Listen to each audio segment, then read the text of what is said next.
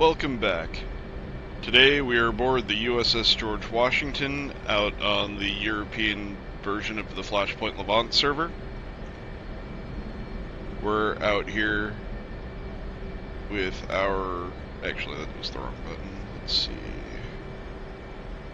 Right here with our current mission, Objective Taipei.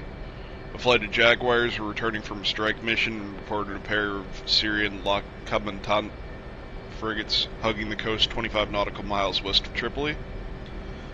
We'll be attacking them, and there is a Soviet naval base in the area that we are to attempt to avoid. But really this is all just going to be background. I want to discuss the F-18, and I think it's kind of weird that we haven't seen it yet in War Thunder. But let me get going, get up in the air, and we'll go from there. Chief, remove the wheel chocks. Copy. Wheel chocks are now removed.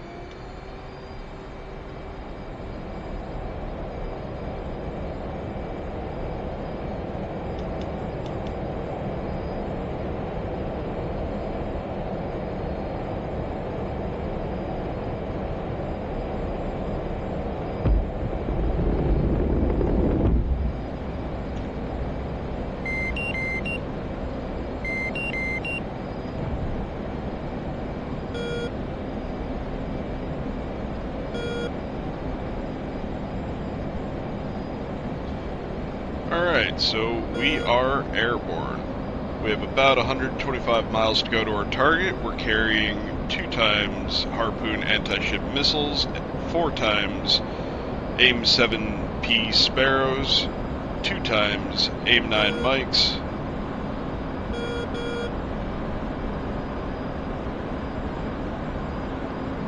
and it should hopefully be an uneventful flight.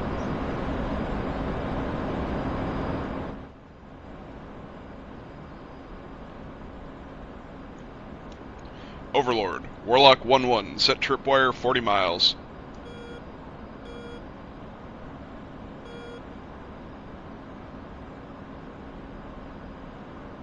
Damn. I guess Overlord bot's down. Sometimes we have an ATC on here. Well, it's not really an ATC, it's an AWACS bot, but sometimes you can talk to it, and instead of getting the normal callbacks from the game, it'll instead give them to you, but guess it's not up right now. Anyway, the main reason why I wanted to make this video, besides just looking for an excuse to fly the F-18 in DCS, because come on, who doesn't need an excuse to fly an awesome plane in an awesome game, is that we've had the F-15 or we've had the F-16 in War Thunder for basically the entire year now. We're about to get the F-15 And yet, it seems like we forgot somebody. We forgot the Legacy Hornet. Now, I'm not saying that they should jump straight to putting the Super Hornet in the game, but I do think it's a little bit odd that the plane that competed with the F-16, that was eventually picked up by the Navy, somehow isn't present in the game. Now, they first flew, believe, in 1978, and they went into service in 1984, so we have much more recent planes. We carry a lot of the same weapons that it carries. I mean, we have Pavoy 3s, we've got Pavoy 2s. We're going to level off here. We have the AIM-9 Mike. We have the AIM-7M. In fact, we have a lot of its basic loadout already in War Thunder. And we have its competition, and we even have the F-16C Block 50, which is far more modern than this is. It really begs the question then, where is the Hornet?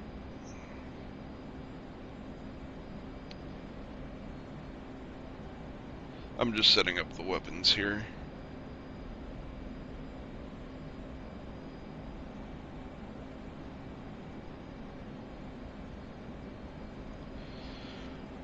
That should be good. And we want to switch over to our sea radar.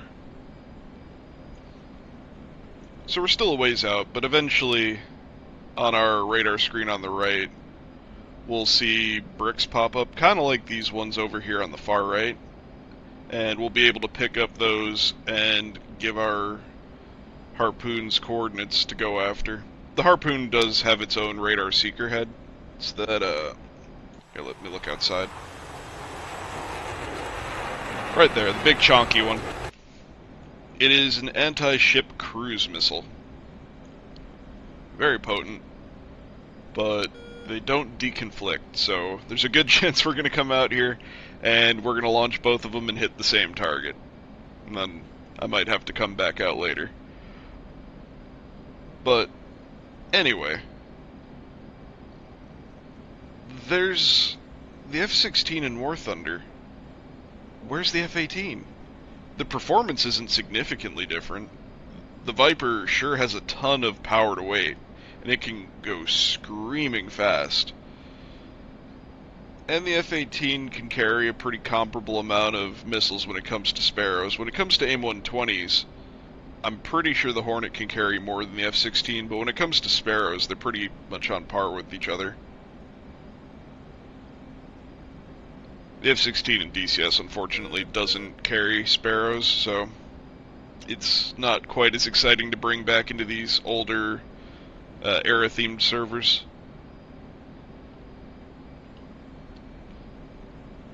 But I've been playing the F-16s in War Thunder for a while now. I've been playing both the F-16 and the F-18 in DCS for a long time now.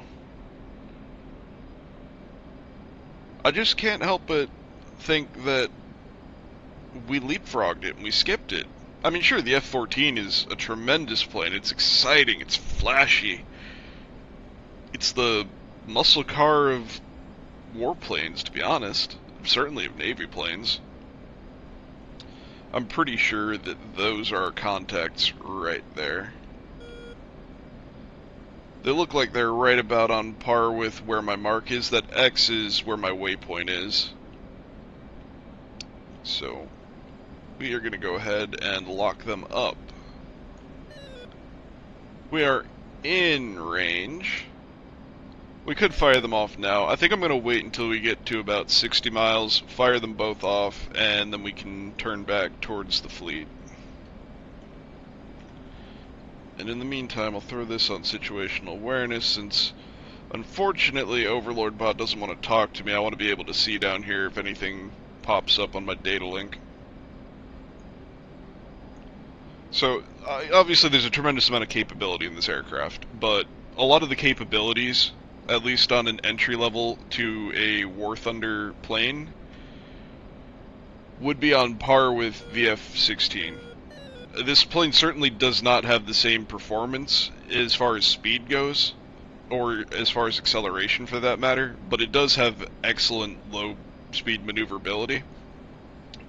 The F-16 and the F-18 kind of do the same thing in two different ways, but to be honest, the F-16 is probably the sexier plane. It is zippier, it is spicier, it's lighter. The F-18 is kind of your do-it-all, jack-of-all-trades, utility pickup truck. You know, we're gonna launch our missiles now, actually. Boom and boom. They are gone and on their way. So with that, we should be able to turn back to the fleet. Let me get back into... There are actually HOTUS binds for this, I'm just being lazy. Well, that doesn't sound good. Anyway, we're gonna turn tail and head back towards the fleet. Wonder if we got buddy spiked there, because that did not last very long.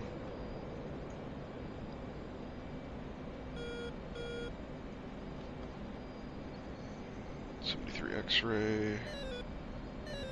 There we go, online.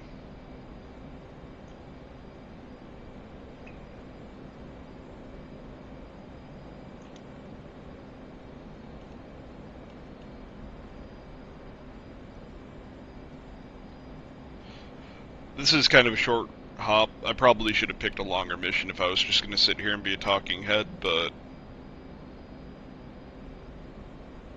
once I get everything lined up and squared away, won't be an issue.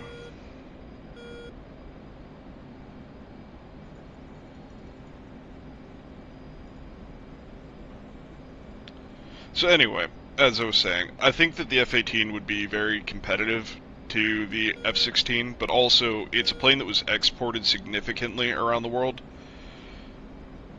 If it were to come into the game, as much as I would love to see it go into the US tech tree, you could also give it to Britain. You could give it to, because a lot of the Commonwealth nations have operated it, like Canada, for example. You could even give it to America as a premium, as a Canadian variant. You can have a Marine variant, a Navy variant. You can have a two-seater variant. You can have, I think the Swiss, I believe the Germans. There are a lot of different nations that have all operated the Legacy Hornet. I mean, there's a lot that operate the Super Hornet as well.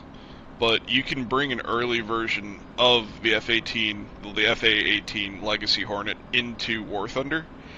And you don't have to give it AIM-120s, you don't have to give it AIM-7Ps. It can come in the same state that the F-16 is. And even more to that, it can come into the same state that the F-15 looks like it's going to come in, where it carries more air-to-air missiles.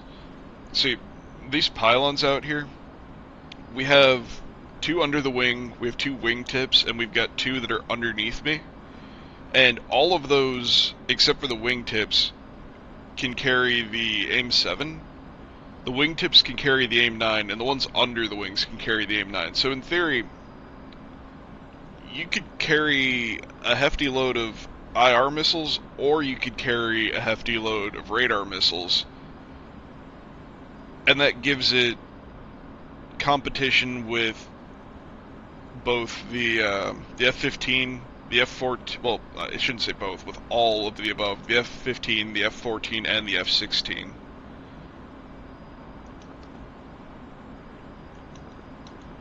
Which is cool. I mean, it also would compete with the Eastern planes, of course, but I'm mostly comparing it to the planes that are in its own tech tree at the moment. Marshall 077. Marking maps 124450. Angels 22. State 8.9.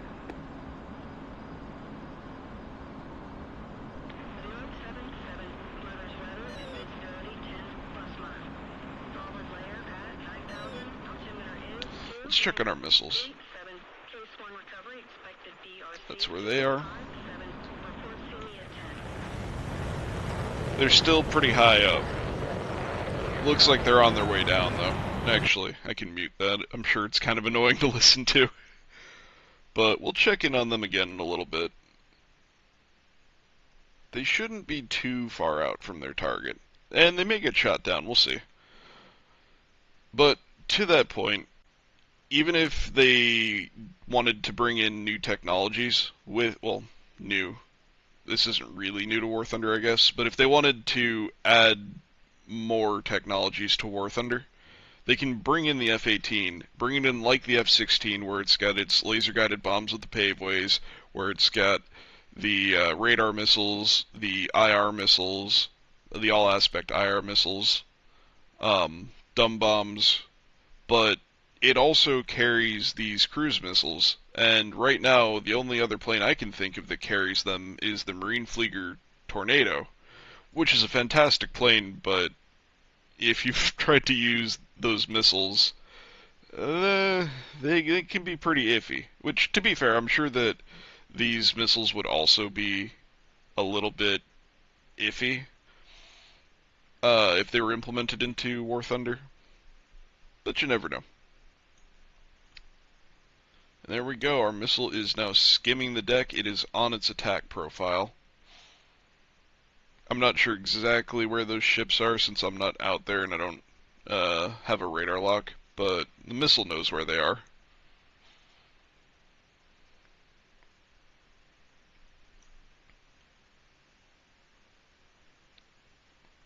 Also, while we're on the topic of the F-18, I would also love to see the carriers come back into the maps in Air RB in War Thunder.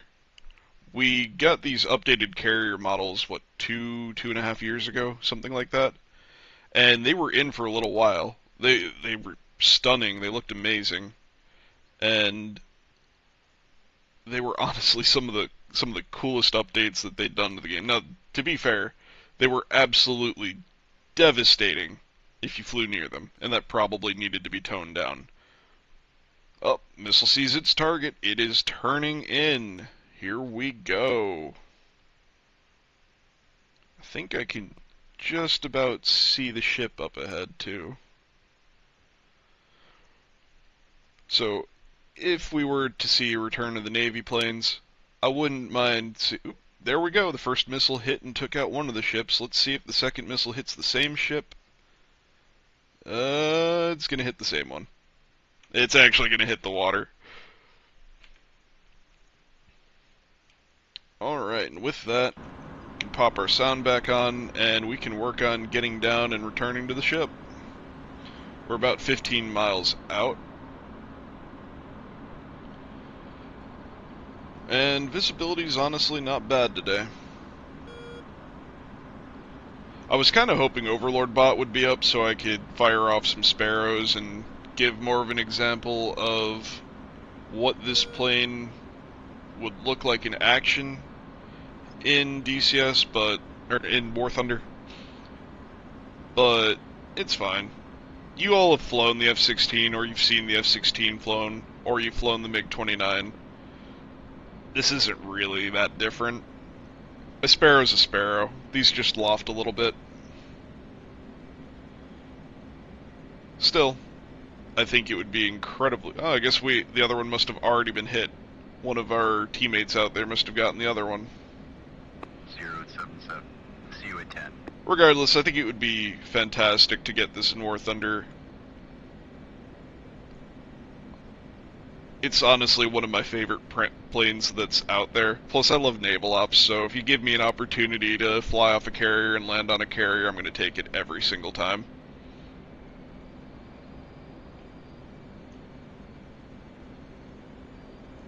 We are coming in a little bit lower and slower than I normally like to when I'm returning to the fleet. Normally I come in pretty hot and fast, but I didn't want my plane to overfly the fleet too much, and I didn't want it to go into the water, and I was kind of being lazy while I was tabbing back to the missiles. So, we're coming in a little bit slow, but that's fine. We're still going to fly a normal pattern. as far as to where this fits into War Thunder, I'm sure it would end up being 12.3. I think we're at 12.3 still. I don't think we've gone to 12.7 yet, just like the F-16. It would have, depending on how they wanted to implement it, it could have very similar performance to both the F-16, I guess A, and the F-16C. They could come out with multiple variants of it. So they could come out with an F-18 early that only has access to the dumb weapons, or some of the Paveway 1s, or not 1s, Paveway 2s and not the Paveway 3s. It really just depends. That does not look right. Oh, you know what? I know what happened. At least I think I know what happened. Yeah. My navigation decided to get borked. I swear that I turned off the targeting, but it's fine. We're actually not far out. Only about 20 miles off course. I'm pretty sure that instead of navigating to the TACAN beacon where I wanted it to, it snapped back to my original point, and since the ship's sailing, we're about 20 miles behind it. It happens. If I'd been paying more attention, it wouldn't have happened, but it is what it is.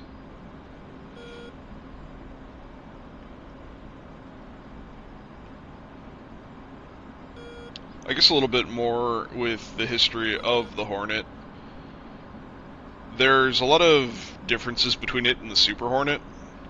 I think the most distinctive part from the outside that I always see as a key giveaway is that the intakes on this one are round and the intakes on the Super are squared.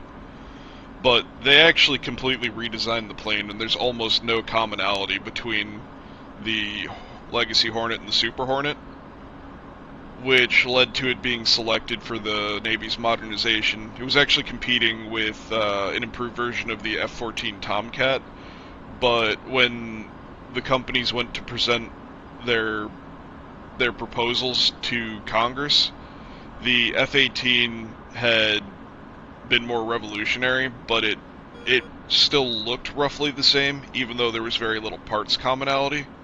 Whereas the F-14 followed more of what Congress actually wanted in its like search statement, or like its request to the industrial complex. And so the F-14 wasn't innovative enough, where the F-18 was, but, you know, it gets into politics and bureaucracy, but they flew them in the Navy up until, I believe, a year or two ago, where they were retired, but the Marines are still flying them, and a lot of our international partners are still flying them.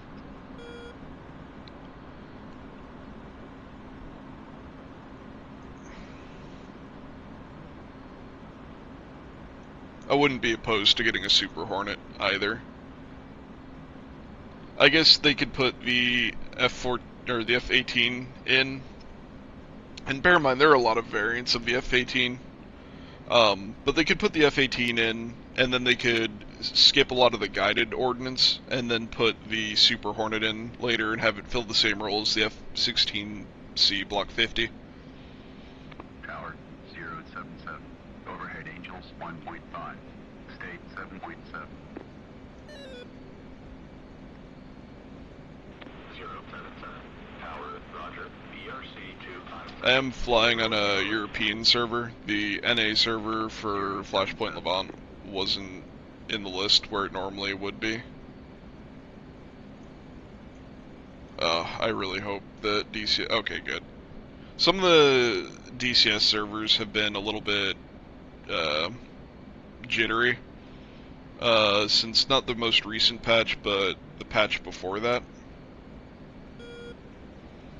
And I was really hoping it wasn't going to be an issue. I've had it happen where the carrier has moved out from underneath me as I was about to land on it. So between being on a European server, and also at the same time having some of these, I don't know, DCS issues.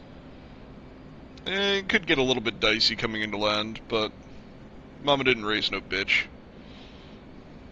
We'll either put it on the deck or we'll put it in the back of the ship.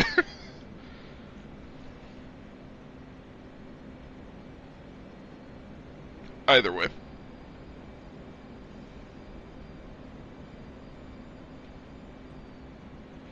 To be honest, this is probably the most exciting part for me.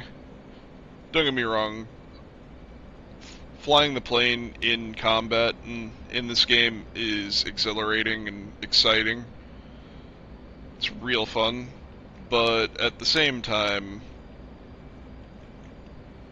there's something special about catching wires on a carrier.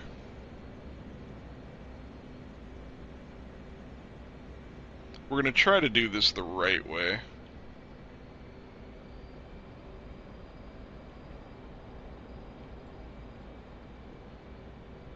But you never know.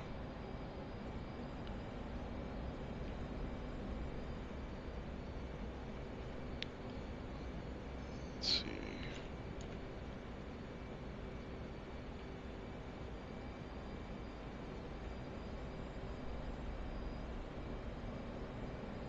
Probably a little bit low, but we'll be alright.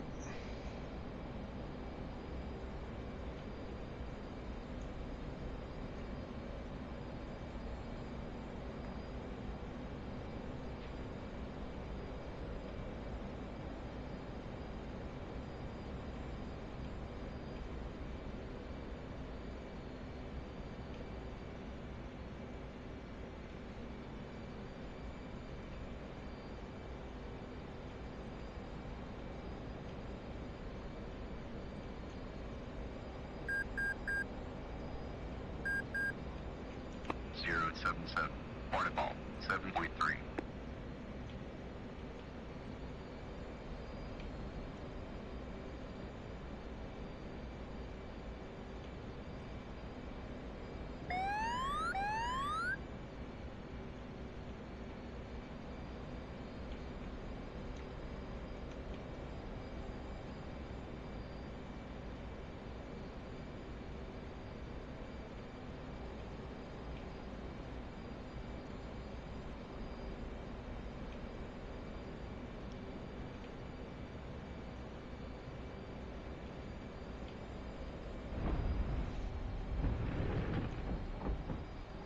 That was terrible. That was so bad. I came down early. But, I guess I make my shit landings whenever people are watching. It wouldn't be fun if I made good landings when people are watching. Wouldn't be exciting. We also came in heavier than I'm used to. We're at like 7,000 pounds of fuel. I probably could have dumped some of it off. But we're alive, we're on the ship. I don't know which wire we caught, but to be honest, we probably shouldn't have caught a wire there. The nose was dropping.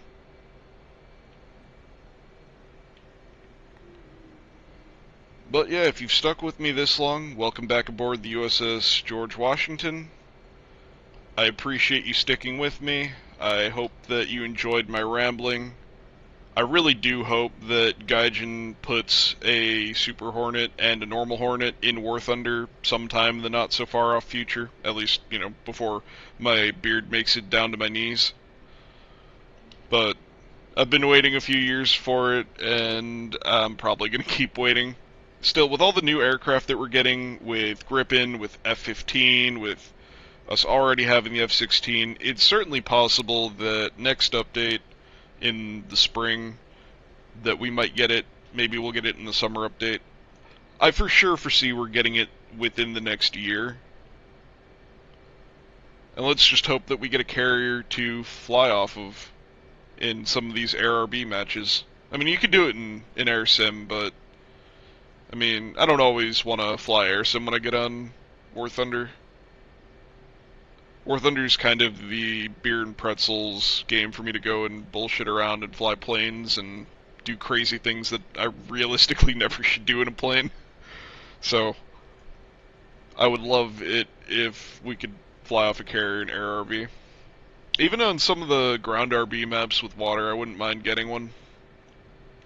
I'm sure that there's an argument for like balance and whatnot, but I feel like if you put the carrier far enough up, ooh, carrier's being a little jittery.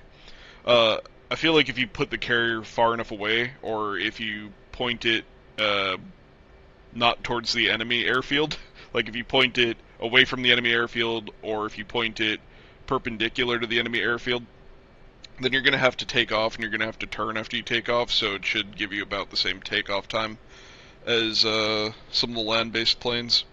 And even you could put it further away. I'd still use it even if it was further away, just because I like flying off of a carrier.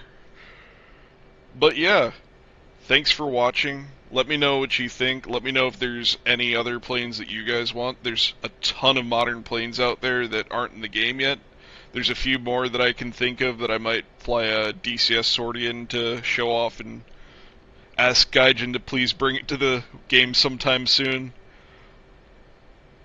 But yeah, get out there, get on your grind, get ready, the patch is coming soon.